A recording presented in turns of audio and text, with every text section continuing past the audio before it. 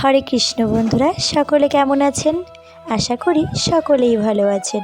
আজ পাঠ করছি শ্রী পঞ্চতত্ত্ব প্রণাম মন্ত্র। পঞ্চতত্ত্ব আত্মাকম কৃষ্ণম ভক্তরূপ স্বরূপকম ভক্ত অবতারম ভক্তাখ্যম নমামি ভক্ত শক্তিকম।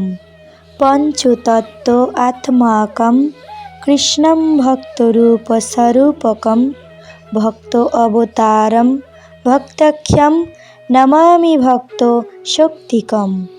পঞ্চতত্ত্ব আত্মাকম কৃষ্ণম ভক্তরূপ স্বরূপকম ভক্ত অবতারম ভক্তাখ্যম নমামি ভক্ত শক্তিকম।